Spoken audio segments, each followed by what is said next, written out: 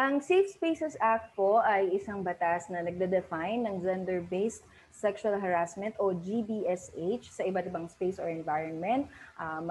Katulad po ng kalsada, public spaces, workplace, educational and training institutions, and online o yung cyberspace. Ang Philippine Commission on Women po, malaki yung naging bahagi nito mula doon sa paglalobby, pagsusulong ng ganitong klaseng batas hanggang sa pag-formulate ng IRR po nito. Hanggang ngayon na kami rin yung nagmo-monitor and kami din yung nagli-lead ng awareness campaign for the Safe Spaces Act. Okay, so narinig natin kung ano ang naging role ng PCW at kung ano ba tong Safe Spaces Act na to. But to give us uh, to give us a more detailed na discussion on this, dumako naman tayo sa question and answer natin with Miss Nevi. This is I think this first question is a very good na na introductory question din about yung Safe Spaces Act. So question number 1 is ano ang kahalagahan ng Safe Spaces Act? Bakit nga ba mahalaga ang Safe Spaces Act? Ano yung importance nito? Lalo na ngayon, sa lipunan natin ngayon.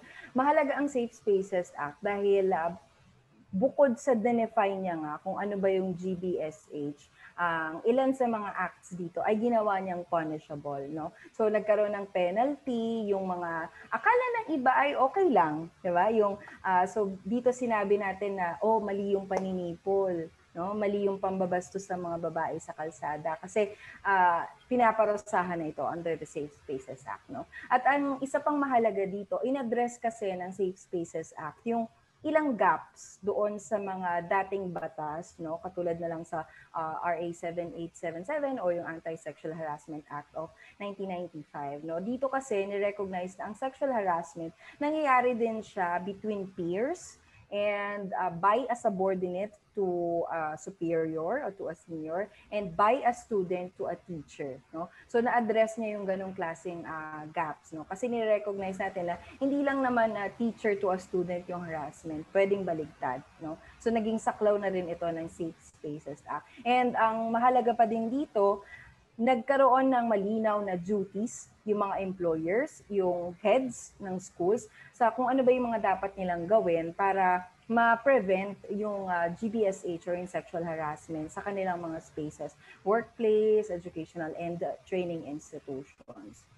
Yeah, so I think that's a very good explanation and maganda rin na i-point out na yun to summarize yung sinabi ni Miss Nevi kanina, wala hindi na criteria yung moral ascendancy, is that right, for Yes. sexual harassment, kasi in the Correct. previous na sexual harassment na law may moral ascendancy na requirement, which in reality hindi lang naman talaga yun yung mga nangyayari sa totoong buhay. So the answer is very very well said. Thank you, Miss Nevi. So let's proceed to our second question, which I think delineates kung hanggang saan ba yung limits nitong Sexual Safe Spaces Act. So tatlong questions ito, but they are essentially the same.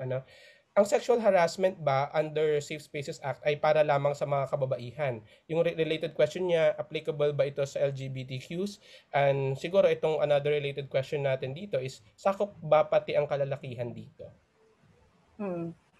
Ayun ang kagandahan pa nung Safe Spaces Act. Hindi lamang po sexual harassment against women ang saklaw nito, no. Sakop din po nito yung sexual harassment maging sa mga lalaki at miyembro po ng LGBTQIA+ community. So kung nakaranas po ng sexual harassment yung mga lalaki o members po ng LGBTQ community, maaari rin po silang mag-file ng kaso under Safe Spaces Act. And to point out, actually, meron dito kasama din sa mga acts as GBSH, defined as GBSH, yung mga misogynistic, transphobic, homophobic, and sexist remarks. So it just proves na hindi lamang po ito, hindi lamang pinoprotektahan ito ang mga babae, kundi maging iba pong gender o kabilang po sa LGBTQIA community. Okay, that's a very good improvement from the previous law, so sa viewers natin, it's good to know na everyone is covered by this Sexual Harassment Act.